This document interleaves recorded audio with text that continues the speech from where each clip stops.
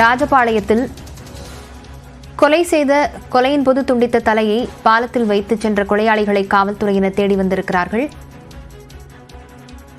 ஐயனார் கோவில் சாலையில் உள்ள முடங்கியாற்று பாலத்தின் மீது தலை மட்டும் வைக்கப்பட்டுள்ளது. இது குறித்த விவரங்களுடன் செய்தியாளர் கணேஷ்குமார் இணைந்திருக்கிறார்.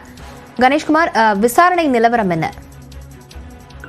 லாவண்யா, விருதுநகர் மாவட்டம் ராஜபாளையம் அருகே ஐயனார் கோவில் சாலையில் முடங்கியாற்று பாலம் ஒன்று இருக்கிறது. இந்த பாலத்தின் வழியாக இன்று அதிகாலையில் ஏராளமான பொதுமக்கள் வழக்கமாகவே அந்த பகுதிக்கு நடந்து செல்வது வழக்கம். அதே போல இன்று ஏராளமான பொதுமக்கள் அங்கு நடந்து சென்ற போதுதான் ஒரு பாலத்தினுடைய ஒரு பக்கவாட்டு சுவரில் தலை மட்டும் துண்டிக்கப்பட்ட நிலையில் இருந்திருக்கிறது. இதை கண்டு அதிர்ச்சியில் உறைந்த பொதுமக்கள் உடனடியாக காவல்துறையினருக்கு தகவல் தெரிவித்தனர்.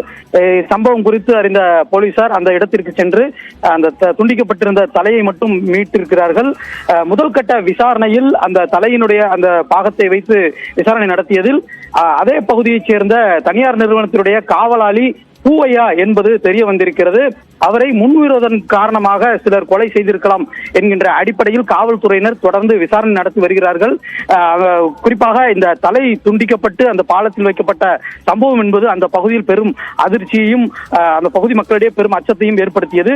தொடர்ந்து விசாரணை என்பது மேற்கொள்ளப்பட்டு வருவதாகவும் இது தொடர்பாக முதல் கட்டமாக 3 பேரை பிடித்து விசாரணை நடத்தி வருவதாகவும் காவல்துறை தரப்பில் தெரிவிக்கப்பட்டிருக்கிறது. முதல் கட்டமாக கொலை செய்யப்பட்ட நபர் பூவையா என்பதை உறுதி செய்திருக்கிறார்கள். அவர் முன்விரோதம் காரணமாகவே கொலை செய்யப்பட்டிருக்கலாம் என்கின்ற அடிப்படையில் தான் காவல்துறையினர் தொடர்ந்து விசாரணை மேற்கொண்டு வருகிறார்கள். லாவண்யா, விவரங்களுக்கு நன்றி கணேஷ்குமார்.